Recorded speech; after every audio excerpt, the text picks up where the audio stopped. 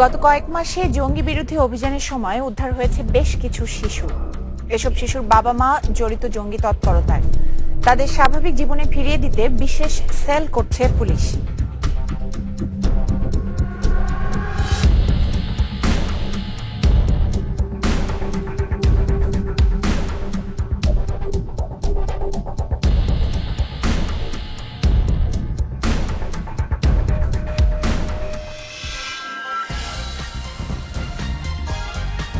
এক ঘন্টা আপনাদের সঙ্গে আছে আমি খালেদ মহিউদ্দিন। সবশেষে খবর, আলোচনা, বিশ্লেষণ নিয়ে থাকছি কাজী মহুয়া। আর খেলাধুলার সবশেষ খবর জানাবো আমি সাইদ সাদিক। তবে আগেই জানিয়ে দিচ্ছি শিরোনাম।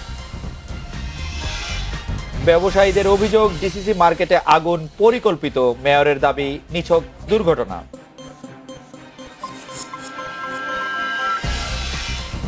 $2,367 গেরিলা মুক্তিযোদ্ধার স্বীকৃতি আপিল বিভাগে বহাল, মন্ত্রণালয়ের প্রজ্ঞাপন অবৈধ। ওডিআই সিরিজের ব্যর্থতা কাটেনি প্রথম টি-20তেও 6 উইকেটে টাইগারদের হার।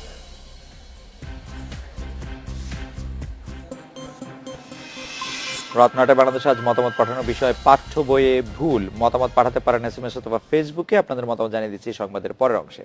গুলশানে একের ডিসিসি মার্কেটে সোমবার মধ্যরাতে লাগা আগুন এখনো পুরোপুরি নিয়ন্ত্রণে আসেনি। পুড়ে গেছে 2 শতাধিক দোকান, ধসে পড়েছে কাঁচাবাজার অংশ। আগুনে হতাহতের কোনো খবর পাওয়া যায়নি। আগুনের সূত্রপাত হয় সোমবার মধ্যরাতে মার্কেটের পূর্ব দিকে। দ্রুতই ভয়াবহ আকারে আগুন ছড়িয়ে পড়ে মার্কেটের অন্যান্য অংশেও। প্রথমে ফায়ার সার্ভিসের 2টি ইউনিট আগুন নেভানোর কাজ শুরু করলেও পরে যুক্ত হয় আরও 20টি ইউনিট। সকাল 10টার দিকে মার্কেটের কাঁচাবাজার অংশের পুরোটাই ধসে পড়ে। পানির স্বল্পতার কারণে আগুন নেভাতে হিমশিম খেতে হয় ফায়ার সার্ভিসকে। মার্কেটের ভেতরে দাহ্য পদার্থ বেশি থাকায় আগুন ছড়িয়েছে দ্রুত। এখানে শুধু কম্বাস্টেবল, ফ্লেমেবল, লিকুইড সমস্ত পদার্থ এখানে ভরা। এখানে খুব ডেঞ্জারাস জিনিসপত্র আছে, সব দেখেন বড় বড় হচ্ছে, বিল্ডিং ভেঙে পড়ে যাচ্ছে। ঢাকা শহরে কত ফায়ার হাইড্রেন্ট নেই এবং কাছাকাছি লেক পুকুরও নেই। গাড়িতে করে পানি আসে, ওই পানি তো ইনসাফিসিয়েন্ট থাকবে। যদি এখানে ফায়ার হাইড্রেন্ট থাকতো বা আশেপাশে কোনো জলাশয় থাকতো তাহলে এই সমস্যা হতো না। অগ্নিকাণ্ডের খবরে রাতেই মার্কেটে ছুটে আসেন ব্যবসায়ীরা। দোকান থেকে মালামাল সরানোর চেষ্টা করলেও আগুনের তীব্রতায় ব্যর্থ হন অনেকেই। ব্যবসায়ীরা জানান শুধু মালামাল নয়, নগদ টাকাও ছিল দোকানে। আমরা শেষ হয়ে গেছি, আমাদেরও কিছু নাই, কারণ আমার ব্যবসায়ী বাইসে থাকলে আমি বাইসে থাকবো। পথে বসতে হবে, কিছু করার নাই। এখন সরকার যদি আমাদের কোনো রকম কোনো হেল্প করতে চায় বা করে তাহলে আমরা একটু উপকৃত হব। দোতলায় মার্কেটে কাঁচা পাকা মিলিয়ে 600 দোকান ছিল। এর অর্ধেকই কম বেশি ক্ষতিগ্রস্ত হয়েছে। ডিসিসি মার্কেটের নিচতলায় বড় অংশ জুড়ে ছিল আসবাবপত্রের দোকান। দোতলায় খাবারের দোকানের পাশাপাশি ছিল আমদানি করা খাদ্যপণ্য, প্রসাধনী, পোশাক ও গয়নার দোকান। Masudur Rahman, independent news, Dhaka. এদিকে গুলশান ডিসিসি মার্কেটে আগুন পরিকল্পিত এমন আশঙ্কা ব্যবসায়ীদের। তাদের অভিযোগের তীর উত্তর সিটি কর্পোরেশনের কিছু অসৎ কর্মকর্তা এবং একটি নির্মাণ প্রতিষ্ঠানের বিরুদ্ধে। তবে মেয়র আনিসুল হক মনে করছেন এটি কোনো নাশকতা নয়, নিছক দুর্ঘটনা। অন্যদিকে ঘটনা তদন্তের আহ্বান জানিয়েছেন জাতীয় মানবাধিকার কমিশনের চেয়ারম্যান। 2003 সালে 7 বিঘা 7% জায়গার উপর নির্মিত গুলশান সিটি সুপার মার্কেট ও কাঁচাবাজার ভেঙে বহুতল মার্কেট নির্মাণের উদ্যোগ নেয় ঢাকা সিটি কর্পোরেশন। মার্কেট নির্মাণের পর দোকান বরাদ্দের প্রক্রিয়া ও মূল্য নিয়ে মতবিরোধে আটকে যায় সে উদ্যোগ। 2010 সালে ফের টেন্ডার প্রক্রিয়া শেষ করা হলে আদালতে যান ব্যবসায়ীরা। সম্প্রতি মেট্রো গ্রুপ নামের একটি নির্মাণ প্রতিষ্ঠান মার্কেট থেকে ব্যবসায়ীদের তুলে দেওয়ার জন্য তোড়জোড় শুরু করায় অভিযোগের আঙুলও তাদের দিকেই। মেয়র সাহেব বলছে, মেট্রো গ্রুপ বলছে এটা ছেড়ে দেন। আমরা বলছি ঠিক আছে ছেড়ে দেন। আপনি কীভাবে আমাদের পুনর্বাসন করবেন বলেন? গান পাউডার দিয়া অসাধু কিছু কর্মচারী আছে city corporation plus metro group attach হয়ে এটা ধ্বংস। ব্যবসায়ীদের অভিযোগ পরিকল্পিতভাবে মার্কেটে আগুন ধরিয়ে দেওয়া হয়েছে। ওই মার্কেটের থেকে আগুনটা এই মার্কেটের দিকে খালি রো দিয়া আগুনটা যাচ্ছে, কোনো কিছু নাই, রোড মাইতে কোনো স্থাপনা নাই, কিচ্ছু নাই। আমাদের সন্দেহ গান পাউডার, কারণ এই মাথায় আগুন দিচ্ছে, ওই মাথায় জ্বলতেছে, বিল্ডিং ভেঙে পড়ে দিতেছে, বুঝেন না? ধৈর্য যাচ্ছে, আগুনে বিল্ডিং ভেঙে পড়ে না। ডিসিসি মার্কেটে আগুন নিছক দুর্ঘটনা নাকি নাশকতা তা তদন্তের আহ্বান মানবাধিকার কমিশনের। একটা যৌথ তদন্ত কমিটি করতে হবে এবং সেই তদন্ত কমিটি দিয়ে এটা কোনো পরিকল্পিত ঘটনা নাকি নিছকই দুর্ঘটনা সেটা আমাদেরকে বের করতে হবে। যদি এটা পরিকল্পিত ঘটনা হয় তাহলে কারা এই পরিকল্পনার পিছনে দায়ী তাদেরকে খুঁজে বের করে তাদেরকে বিচারের আয়ত্তে দাঁড় করাতে হবে। তবে অগ্নিকাণ্ডের ঘটনাকে নিছক দুর্ঘটনা বলে দাবি করে মেয়র আনিসুল হক বলেছেন এটি নাশকতার কোনো ঘটনা নয়। এগুলো তো মানে এক ধরনের গুজব। গুড এনভায়রনমেন্ট তৈরি হয়েছে এখানে, আমি মনে করি না যে এখানে নাশকতামূলক কিছু আছে। এখানে কোনো নাশকতা না থাকার পসিবিলিটি 99%। আরেকটা ব্যাপার, এই মার্কেট অনেক শৃঙ্খলায় এসছে। আগুনে ব্যাপক ক্ষয়ক্ষতি হয়েছে বলে জানিয়েছেন ব্যবসায়ীরা। একটা দোকানে ঘন্টার ভিতরে 50 লাখ টাকা বিক্রি করে, ঘন্টার ভিতরে এত সেল ওদের। এখন আপনি চিন্তা করতে পারেন কতগুলো মাল ওনারা রাখছে। যে এটা একদম নিম্নস্থলের দোকান, তাও মনে করেন 5 থেকে 6 লাখ টাকার মাল আছে, আর যে একদম বড় ব্যবসায়ী কমপক্ষে 40 লক্ষ টাকার মাল আছে। এর আগেও রাজধানীর বেশ কয়েকটি মার্কেটে অগ্নিকাণ্ডের ঘটনা ঘটেছে, পরে গড়ে তোলা হয়েছে বহুতল মার্কেট। কাজী শামীম হাসান, ইন্ডিপেন্ডেন্ট নিউজ, ঢাকা। গুলশান মার্কেটে আগুনের সবশেষ অবস্থা জানাতে সরাসরি যোগ দিচ্ছেন সহকর্মী অনিমেষ কর। অনিমেষ, আগুন পুরোপুরি নিভেছে কিনা, পুরোপুরি নিয়ন্ত্রণে এসেছে কিনা? মহুয়া, আগুন পুরোপুরি এখনো নেভেনি। আমরা দেখতে পাচ্ছি যে ধোঁয়া এখনো কিন্তু প্রচন্ড আকারে বের হচ্ছে। কিছুক্ষণ আগেও আমরা এখান দিয়ে দেখতে পেয়েছি যে আগুনটি জ্বলছিল এবং পানি দিয়ে এই আগুন মিনিট 5 আগে আগুনটি নিভে গেছে, কিন্তু পানি দেওয়া বন্ধ হলেই আবার হয়তো 5 মিনিটের মধ্যে আগুনটি জ্বলে যাবে। যেন আর ছড়িয়ে না পড়ে সেই ব্যবস্থা কি ফায়ার ব্রিগেড করছে না? ফায়ার সার্ভিস সেই ব্যবস্থাটা করার চেষ্টা করছে, কিন্তু তাদের সেই চেষ্টাকে যথেষ্ট মনে হচ্ছে না। কারণ আমরা দূরেও দেখতে পাচ্ছি মার্কেটের সামনের দিকে প্রচন্ড ধোঁয়া বের হচ্ছে এবং পেছনের দিকে আমি যেখানে দাঁড়িয়ে আছি সামনের দিকে মার্কেটটি দোতলা থাকলেও এখানে কিন্তু 4 তলা পর্যন্ত করা হয়েছিল। 3 তলা এবং 4 তলায় এটি পুরোটাই অবৈধ এবং সেই জায়গাগুলি 4 তলাতে কোনো দোকান ছিল না, কিন্তু বিভিন্ন কারণে সেটি এখনো শুরু হয়নি। সেই 4টি ছাদ একসাথে বসে গেছে, 1 2 3 4 4টি তলা যে একতলায় যে ঠেকেছে, অর্থাৎ 4টি তলার ছাদ যেখানে একতলায় এসে বসে গেছে। আমরা ধারণা করছি যে নিচেও অনেকখানি ভেতরে গেঁথে গেছে এই ভবনটি এবং সেই সব জায়গা থেকে কিন্তু দাহ্য পদার্থ আছে। এখানে যেই জায়গায় আগুনটি নেভানোর চেষ্টা করা হচ্ছে, এখানে প্লাস্টিকের দোকান ছিল, এখানে এসির দোকান ছিল, এখানে আসবাবপত্রের দোকান ছিল এবং কসমেটিক্সের দোকান ছিল, অর্থাৎ পুরোটাই দাহ্য পদার্থ দ্বারা ভরা ছিল। এবং ফায়ার সার্ভিসের পক্ষ থেকে কি বলা হচ্ছে যে আসলে আর কতক্ষণ সময় লাগতে পারে আগুন নেভাতে? এরই মধ্যে 19 ঘন্টা হয়ে গেছে প্রায়। ফায়ার সার্ভিস দাবি করছে যে আগুন নিয়ন্ত্রণে এবং আগুন নিয়ন্ত্রণে অর্থাৎ আগুনটি আর খুব বেশি ছড়াবে না, কিন্তু ভেতর থেকে আমরা দেখতে পাচ্ছি যে চাপা আগুন এবং ধোঁয়া কিন্তু বের হচ্ছে। এখানে যারা আশপাশের ব্যবসায়ীরা আছেন এবং এই ভবনের এই ডিসিসি মার্কেটের ব্যবসায়ীরা আছেন, তারা দাবি জানাচ্ছেন যে এই ভবনটি এখন উপর থেকে হ্যামার দিয়ে ভেঙে তারপর ভেতর থেকে যদি রাবিশগুলি বের করে আনা হয় তাহলে হয়তো কিছুটা তাড়াতাড়ি কাজ হতে পারে। আমরা দেখতে পাচ্ছি যে একটি বুলডোজার দিয়ে পেছনের অংশে এই বিল্ডিংটি ভেঙে পরিষ্কার করার চেষ্টা করা হচ্ছে, কিন্তু আবার সামনের দিকে আরেকটি এরকম বুলডোজার আছে। অনিমেষ, আপনি আমাদের নিশ্চয়ই জানাতে থাকবেন। আমরা আশা করছি যে খুব তাড়াতাড়ি আসলে আগুন নিয়ন্ত্রণে আসবে। নিয়ন্ত্রণে এসেছে বলে দাবি করছে ফায়ার সার্ভিস। ফায়ার সার্ভিসের মহাপরিচালকের সঙ্গে কিছুক্ষণ আগে আমার কথা হচ্ছিল সেই গুলশান 1-এর ডিসিসি মার্কেটের অগ্নি ঝুঁকির কথা অনেক আগেই কর্তৃপক্ষকে জানিয়েছিল ফায়ার সার্ভিস বাহিনী। মহাপরিচালক ব্রিগেডিয়ার জেনারেল আলী আহমদ খান জানিয়েছেন, এরপরও কোনো ব্যবস্থা নেয়নি মার্কেট কর্তৃপক্ষ। ইন্ডিপেন্ডেন্ট টেলিভিশনকে তিনি বলেন আগুন নিয়ন্ত্রণে এলেও ধ্বংসাবশেষ না সরানো পর্যন্ত আগুন পুরোপুরি নিভবে না। এবং মার্কেটের যে প্রিভেনশন সিস্টেম কোনো কিছু ছিল না। আমরা বারবার বলেছি এবং কিন্তু তারা হয়তো এই ব্যাপারে কোনো ভূরক্ষেপই করেনি। আমরা চেষ্টা করছি তাদেরকে যে মার্কেট সিটি কর্পোরেশনে জানানো হয়েছে যে এই মার্কেটের ফায়ার সিস্টেমকে ইমপ্রুভ করতে হবে, কিন্তু তো অদ্যবধি কিন্তু আমরা এখনো কিন্তু তাদের কোনো ইমপ্রুভমেন্ট পাইনি। যাই হোক, ব্যবসায়ীরা কয়েকশো কোটি টাকার ক্ষতির দাবি করছেন এবং তারা বলছেন যে এটা কিছুটা ষড়যন্ত্র বা এই ধরনের কিছু একটা আশঙ্কা করছেন তারা। মানে শুরু থেকেই ব্যবসায়ীরা বলে আসছিলেন যে এটি নাশকতার কাজ হতে পারে। তবে সর্বশেষ যখন দোকান মালিক সমিতির সভাপতি তালাত রিজভী আমার সাথে কথা বলছিলেন, তিনি বলেছেন যে না, নাশকতার কথা তিনি আসলে ভাবছেন না, তবে তিনি অবহেলার কথা বলছেন। যে অবহেলার কথা বলছেন, তিনি বলছেন যে ফায়ার সার্ভিসের গাড়ি কালকে যখন 2টো এসেছিল সেই জায়গায় যদি 5টি আসতো, শুরুতে যদি 5টি আসতো তাহলে তাহলে হয়তো আগুনটা এত ভয়াবহ রূপ নিত না। অন্যদিকে উল্টো কথা বলেছেন brigadier general Ali Ahmed Khan, fire সার্ভিসের মহাপরিচালক। তিনি বলছেন যে আগুনটি যখন প্রাথমিক অবস্থায় লাগে, প্রথম কথা হচ্ছে যে প্রথম 10 মিনিট নিজস্ব নির্বাপন ব্যবস্থা দিয়ে তাদের ফাইট করার কথা, ফায়ার ফাইট করার কথা মার্কেটে, যেটি মার্কেটে ছিল না। তিনি বারবার মার্কেট কর্তৃপক্ষকে বলেছেন, তিনি বলেছেন ছিল না, কম ছিল না, ছিলই না। তিনি বলতে চান যে এটি আসলে খুবই কম ছিল, যেটি আসলে না থাকার মতোই, এবং তারা তাদেরকে জানাতেও দেরি করেছেন, যেটিকে তিনি শিথিলতা বলছেন। অন্যদিকে আগুনটি কেন এত দ্রুত ছড়িয়ে গেল সেটিও ব্রিগেডিয়ার জেনারেল আলী আহমেদ খান বলছেন যে সেটিও আসলে কিছুটা অস্বাভাবিক এবং চিন্তার বিষয়। তবে যে কোনো জায়গায় এরকম একটি ঘটনা ঘটুক, আমরা তা নিয়ে অনেক কথা বলি, কিন্তু গুলশানে, রাজধানীর একদম প্রাণ কেন্দ্রে, সবচেয়ে অভিজাত এলাকার একটিতে এইরকম এতগুলি দোকান আছে যেখানে আসলে ফায়ার ড্রিল ঠিকমতো করা যায়নি, পানির ব্যবস্থা নেই, এবং ফায়ার সার্ভিসের আসলেই অনেক সমস্যা হচ্ছে যে এত সময় ধরে, খুব কমই ধরনের ঘটনা আছে যে এত সময় ধরে আগুন নিভানোর চেষ্টা করেও সফল হচ্ছে না। যাই হোক, আমরা আশা করছি যে খুব শীঘ্রই তারা সফল হবেন। আমরা একটা বিরতি নিচ্ছি।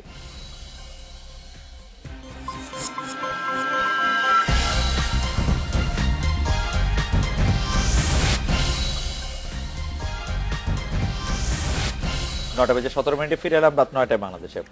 2367 জন গেরিলা মুক্তিযোদ্ধার তালিকার গেজেট বাতিলের প্রজ্ঞাপন অবৈধ ঘোষণা করে হাইকোর্টে দেয়ার রায় বহাল রেখেছে আপিল বিভাগ। হাইকোর্টের রায় স্থগিতের রাষ্ট্রপক্ষের আবেদন মঙ্গলবার প্রধান বিচারপতি এস কে সিনহা সহ 4 বিচারকের বেঞ্চ খারিজ করে দিয়েছে। 2013 সালের 24 জুলাই একটি প্রজ্ঞাপনে 2367 গেরিলাকে মুক্তিযোদ্ধা স্বীকৃতি দেয় মুক্তিযুদ্ধ মন্ত্রণালয়। তবে ওই প্রজ্ঞাপন যথাযথ আইনি প্রক্রিয়ায় হয়নি জানিয়ে তা বাতিল করে মন্ত্রণালয় পরে আরেকটি প্রজ্ঞাপন জারি করে।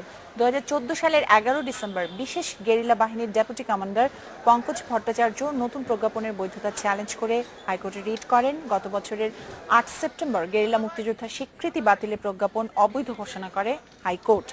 এরপর হাইকোর্টের রায়ের বিরুদ্ধে আবেদন করে রাষ্ট্রপক্ষ। 1971 সালে ন্যাপ, কমিউনিস্ট পার্টি এবং ছাত্র ইউনিয়নের নেতাকর্মীরা গেরিলা বাহিনী গঠন করে মুক্তিযুদ্ধে অংশ নেন। সরকার যে গ্যাজেট করেছে এই মুক্তিযোদ্ধাদের স্বীকৃতি দিয়ে বিশেষ গেরিলা বাহিনীকে, এটা যথাযথ করেছেন, এবং সরকার যে এটা পরবর্তী পর্যায়ে এসে বাতিল করেছে সেটা বেআইনি হয়েছে, অবৈধ হয়েছে। সুতরাং হাইকোর্ট বিভাগের যে রায় সেটাকে বহাল রাখা হয়েছে।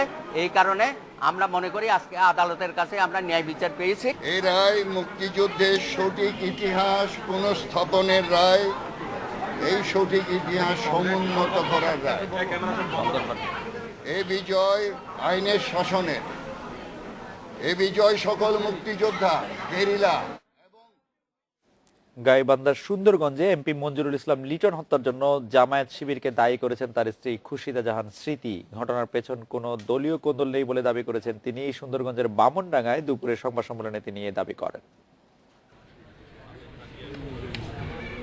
দুর্বৃত্তরা বাড়িতে ঢুকে সংসদ সদস্য লিটনকে গুলি করার সময় পাশের কক্ষেই ছিলেন স্ত্রী খুরশিদা জাহান স্মৃতি। গুলিবিদ্ধ স্বামীকে নিয়ে হাসপাতাল আর মর্গে দৌড়ঝাঁপের পর 3 দিনের মাথায় ওই বাড়িতেই সাংবাদিকদের মুখোমুখি হলেন শোকাহত স্মৃতি। 1998 সালে সুন্দরগঞ্জে জামায়াতের তৎকালীন আমির গোলাম আজমের সমাবেশ প্রতিহত করার পর থেকেই টার্গেটে ছিলেন লিটন। সেই সময় হেফজম নামে এক শিবির কর্মী আহত হয়েছিলেন। সেই থেকে হেফজম প্রায়ই লিটনকে দেখে নেওয়ার হুমকি দিতেন বলে জানান স্মৃতি। হেফজম নামের একটা ছেলের কানে গুলি নাকি এখনো আছে। সে বলে যেদিন ওকে বাগে পাবো সেদিনে খায়া ফেলবো। কি নাম? বাড়ি কোথায়? ফতেখা। ও কি রাজনীতির সাথে জড়িত? ও শিবির করে। 2013 সালে সুন্দরগঞ্জে জামায়াত শিবিরের নাশকতাকে 71-এর চেয়েও বর্বরোচিত চিহ্নিত করে খুরশিদা জাহান স্মৃতি জানান, তখন থেকেই ক্রমাগত লিটনকে হুমকি দেয়া হতো। 13 সালে 4 পুলিশ হত্যার পরে 1 বছর এখানে যে 71 সালকেও হার মানাইছিল, সেই সময় প্রত্যেক মাসে হুমকি, মেসেজের পর মেসেজ। এদিকে সোমবার নিহত এমপি লিটনের বামনডাঙ্গার বাড়িতে গিয়ে শোকাহত পরিবারের প্রতি সমবেদনা জানান কৃষক শ্রমিক জনতা লীগের সভাপতি বঙ্গবীর কাদের সিদ্দিকী। তার মতে এই হত্যাকাণ্ড সরকারের জন্য বড় সতর্কবার্তা। Independent news desk. খেলাধুলার খবর জানাতে আমাদের সাথে সাইদ সাদি আছেন। সাইদ, বাংলাদেশ দল ক্রমাগতভাবে হেরেই চলছে। দুটো পরিবর্তন এসেছিল আমরা জানি। ভালো করছে, হ্যাঁ, মেয়ে ফুটবল নারী ফুটবল দলে অবশ্যই শিরোপার স্বপ্ন দেখছে। আমরা জানি যে কালকে ফাইনাল রয়েছে সন্ধ্যায়। তবে টাইগার ক্রিকেট কিন্তু ভুগছে নিউজিল্যান্ডের কন্ডিশনে। টাইগার ক্রিকেটের খবর রয়েছে এবং আরো কিছু খবর রয়েছে, জানাবো সেগুলো। তবে তার আগে নিতে হচ্ছে একটা বিরতি, আর বিরতির পর যা জানাবো। সাফে ইতিহাস গড়ার সামনে বাংলাদেশের নারীরা, ফেভারিট ভারতকে হারিয়ে শিরোপার স্বপ্ন।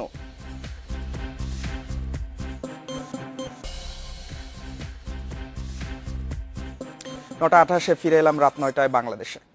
নিউজিল্যান্ড সফরে টানা 4 ম্যাচ হারল বাংলাদেশ। ওডিআই সিরিজে হোয়াইট ওয়াশের পর টি20 সিরিজেও হার দিয়ে শুরু মাশরাফিদের। মাহমুদুল্লাহর 50 ছাড়া বাকিদের কাছ থেকে আসেনি বড় স্কোর। 142 রানের টার্গেটে কেন উইলিয়ামসনের অপরাজিত 73-এ 2 ওভার আগে জয় পায় নিউজিল্যান্ড। টস হারবেন এটা এখন নতুন নয়, তবে ক্যারিয়ারের 50তম টি20তে মাশরাফির ভাগ্য খুলল। নিজেদের ডেরায় 2 ওপেনারকে দাঁড়াতে দেননি ম্যাট হেনরি, বেন হুইলার। 20 ওভারের বিশেষজ্ঞ সাব্বির 1-4-1-6-এ সাবলীল মনে হচ্ছিল, কিন্তু ছোট মাঠের লোভ সামলাতে পারলেন না। একাদশে সৌম্যর জায়গা নিয়ে প্রশ্ন থাকছে। বিসিবি বসের পছন্দের একাদশে সুযোগ পেয়েও হাতছাড়া করলেন। সাকিব মোসাদ্দেক বোর্ডে কিছু রান জমা করলেন, কিন্তু প্রত্যাশা মেটাতে পারলেন না। টানা 3 ম্যাচে ব্যর্থ মাহমুদুল্লাহ অবশেষে ডাউন আন্ডারে রান পেলেন। ক্যারিয়ারের তৃতীয় 50-তে বাংলাদেশের স্কোর নিলেন 141-এ। ম্যাকলিন পার্কে 141 লড়াইয়ের জন্য যথেষ্ট না, কিন্তু রুবেল মুস্তাফিজ স্বল্প পুঁজিতেও আশা বাড়ালেন। শারীরিক ভাষা পাল্টে যায় টিমমেটদের। কোরে অ্যান্ডারসন ও টম ব্রুসের আউটে স্বপ্নও বড় হয়, কিন্তু এ পর্যন্তই। উইলিয়ামসন গ্র্যান্ডহোমের অবিচ্ছিন্ন 81 রানের জুটিতে সব এলোমেলো। সৌম্য ইমরুল হাফ চান্সকে ক্যাচ বানাতে পারলে গল্প হয়তো অন্যরকম হতো, কিন্তু হতে দিলেন না 2 ব্ল্যাক ক্যাপস। অপরাজিত 73 নকে টি20তে 1000 রানে ক্লাবে নাম লেখান উইলিয়ামসন। ওডিআই সিরিজের মতো টি20 সিরিজও হার দিয়ে শুরু করলো বাংলাদেশ। Saiful Majumdar, independent news. হারের জন্য আবারও ব্যাটসম্যানদেরই দুষলেন মাশরাফি বিন মুর্তজা। 15 থেকে 20 রান কম হওয়ায় নিউজিল্যান্ডের জন্য জয় সহজ হয়েছে মনে করেন টাইগার অধিনায়ক। শুরুতে পরিকল্পনা অনুযায়ী বোলিং করলেও সেভাবে শেষ করতে না পারায় আক্ষেপ রয়েছে মাশরাফির। জাতীয় ক্রিকেট লিগের 6ষ্ঠ রাউন্ডে প্রথম দিন হয়েছে 2 century. Back to back century করেছেন ঢাকা বিভাগের সাইফ হাসান। ম্যাজিক ফিগারে পৌঁছেছেন সিলেট বিভাগের ইমতিয়াজ হোসেন। ব্যাটসম্যানদের দিনে ডলার মাহমুদ ও সাদ্দাম হোসেন নিয়েছেন 5 উইকেট।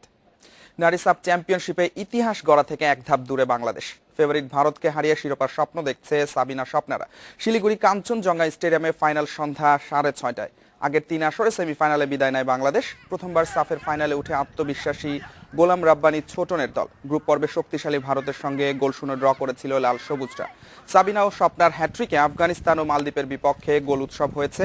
ফাইনালেও এই 2 জনের সেরাটার প্রত্যাশা করছে দল। গ্রুপ পর্বে ভারতের বিপক্ষে রক্ষণাত্মক খেললেও ফাইনালে অল আউটের পরিকল্পনা কোচ গোলাম রাব্বানির। বাংলাদেশ প্রিমিয়ার লিগের রেলিগেশন প্লে অফ নিয়ে নাটকীয়তা চলছে। কাল প্লে অফ ম্যাচ হওয়ার কথা থাকলেও খেলছে না উত্তর বারিধারা ও ফেনী সকার। এ নিয়ে ফেডারেশনকে চিঠি দিয়েছে 2 দল। ম্যাচ না খেললে বাইলজ অনুযায়ী ব্যবস্থা নেবে বাফুফে। এই ছিল আমার কাছে। আরো কিছু খবর জানাবেন মহুয়া এবং খালেদ। সাদি, আপনাকে ধন্যবাদ। সুষ্ঠু নির্বাচনের স্বার্থে সব রাজনৈতিক দলের মতৈক্য দরকার বলে মন্তব্য করেছেন রাষ্ট্রপতি মোহাম্মদ আব্দুল হামিদ।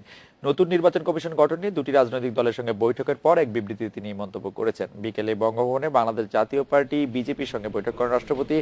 8 সদস্যের প্রতিনিধি দলের নেতৃত্ব দেন বিজেপির চেয়ারম্যান ব্যারিস্টার আন্দালিব রহমান। দলের পক্ষ থেকে নির্বাচন কমিশনের সদস্য বাড়ানো সহ 9টি প্রস্তাব দেওয়া হয়েছে। এর আগে ক্ষমতাসীন জোটের শরিক তরিকত ফেডারেশনের 10 প্রতিনিধি বঙ্গভবনে যান। তাদের নেতৃত্ব দেন দলের চেয়ারম্যান সৈয়দ নজিবুল বশর ময়েজ ভান্ডারী। বৈঠকে নির্বাচন কমিশনে মুক্তিযোদ্ধা বা মুক্তিযুদ্ধের চেতনায় বিশ্বাসী ব্যক্তিদের রাখার প্রস্তাব করা হয়েছে। এছাড়া সার্চ কমিটিতে একজন নারী সদস্য রাখার প্রস্তাব দিয়েছে তরিকত ফেডারেশন। সংকট মেটাতে নগদ ডলার আমদানির উপর শুল্ক প্রত্যাহার চেয়ে অর্থ মন্ত্রণালয় চিঠি দিয়েছে বাংলাদেশ ব্যাংক। এ ব্যাপারে ইতিবাচক সাড়া পাওয়ার আশা করছেন কেন্দ্রীয় ব্যাংক কর্মকর্তারা। ডলার আমদানি করা গেলে হুন্ডির মাধ্যমে রেমিটেন্স পাঠানোর প্রবণতা কমবে বলেও মনে করছে কেন্দ্রীয় ব্যাংক। বিকেলে ব্যাংক নির্বাহীদের সঙ্গে বৈঠকে এসব বিষয়ে আলোচনা হয়েছে। ব্যাংকগুলোতে নগদ ডলারের মজুদ কমে যাওয়ায় প্রতিদিন বাড়ছে ডলারের দাম। খোলা বাজারে 4 থেকে 5 টাকা বেশি দরে বিক্রি হচ্ছে ডলার। এ কারণে বেড়ে গেছে হুন্ডির মাধ্যমে দেশে টাকা পাঠানোর প্রবণতা। এদিকে সংকট মেটাতে নগদ ডলার আমদানি করতে চায় অনেক ব্যাংক, কিন্তু জাতীয় রাজস্ব বোর্ড আরোপিত 37% কর দেওয়ার ফলে প্রতি ডলারের দাম দাঁড়ায় 100 টাকার বেশি। এ কারণে ব্যাংকগুলো নগদ ডলার আমদানি করছে না। এটার উপরে ট্যারিফ থাকবে না এবং অচিরাতেই এটি আমদানি করে, ক্যাশ ডলার আমদানি করে এই নগদ যে বৈদেশিক মুদ্রা, বিশেষ করে ডলারের যে চাহিদা, এই চাহিদাটা স্বাভাবিক পর্যায়ে আনা যাবে। নিয়মিত ঋণ পরিশোধকারীদের লাভের 10% অর্থ ফেরত দেওয়ার নির্দেশনা রয়েছে কেন্দ্রীয় ব্যাংকের, কিন্তু বেশিরভাগ ব্যাংক এই নির্দেশনা মানছে না। বৈঠকে এ ব্যাপারে কঠোর মনোভাব প্রকাশ করে কেন্দ্রীয় ব্যাংক। গুড বরবার্সরা যারা 3 বছর ধরে ভালো কাজ করেন, আমাদের টাইম মতো ঋণ পরিশোধ করেন, ইন্টারেস্ট সার্ভিস করেন, তাদেরকে আমরা সবসময় লো ইন্টারেস্ট দিয়েই আসছি এবং এনসি মার্জিন নিই না, কোলাটেরাল সিকিউরিটি নিই না, ফিস কমিশন কনসেশন। তারপরে সরকার চাচ্ছেন ওদের আমাদের এনকারেজ করতে, আমরা করার জন্য আমরা অঙ্গীকারবদ্ধ হয়েছি। এছাড়া ক্ষুদ্র ও মাঝারি শিল্প খাতে 6 ধরনের সেবা মাশুল নির্ধারণ করে দেওয়া হয়েছে। বর্তমানে ব্যাংকগুলো এসএমই খাতে 12 ধরনের সেবা মাশুল নিচ্ছে। Ruhul Amin, independent news, Dhaka. আরো খবর জানার আগে নিচ্ছি একটি বিরতি। আর বিরতি পরে জানিয়ে ফিরছি। সারা দেশে ভূমিকম্প অনুভূত, সুনামগঞ্জে আতঙ্কে 2 জনের মৃত্যু।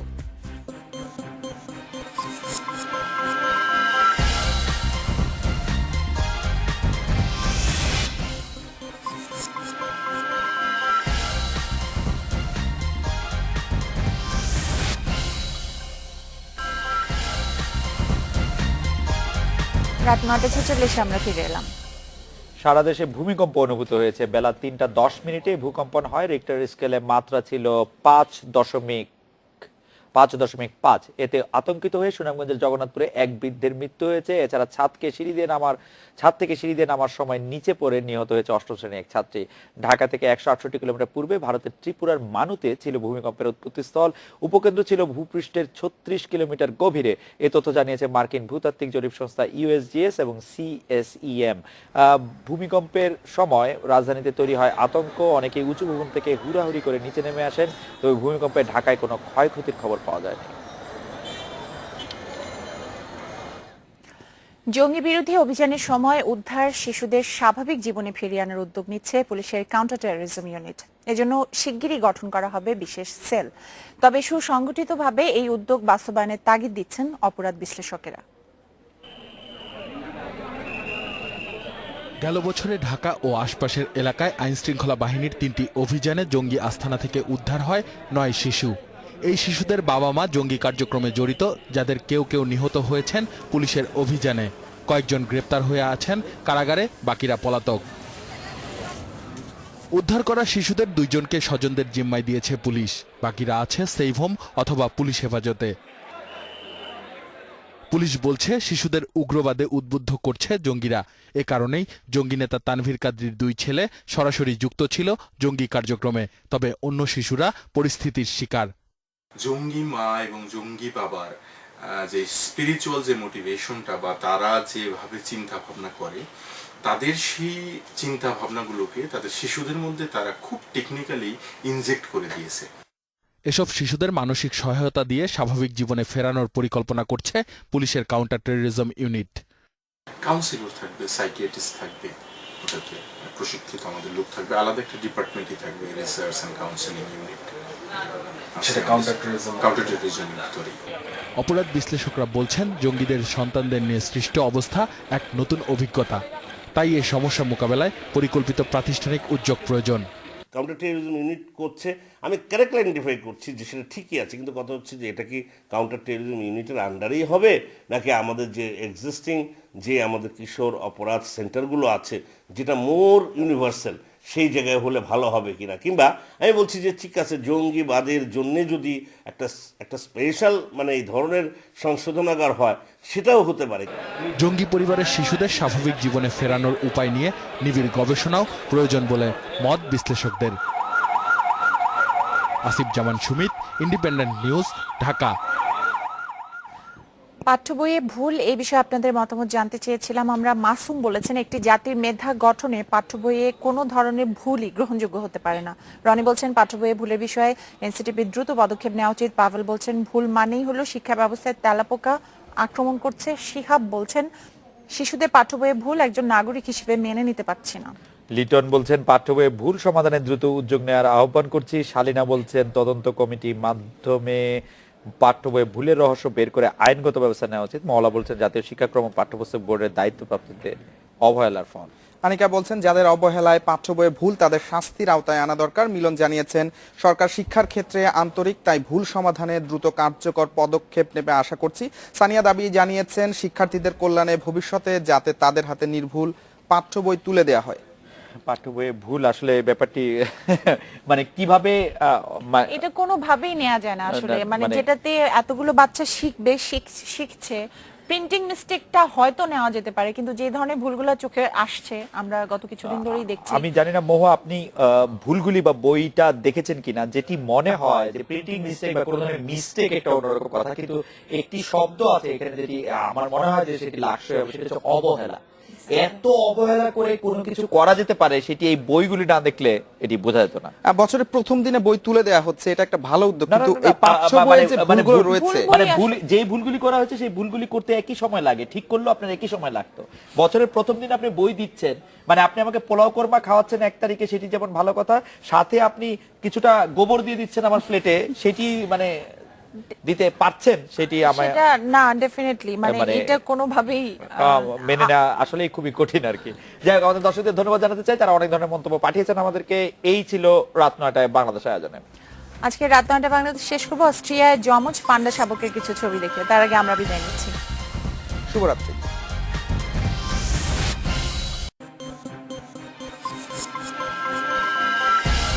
রাত 9টায় বাংলাদেশ।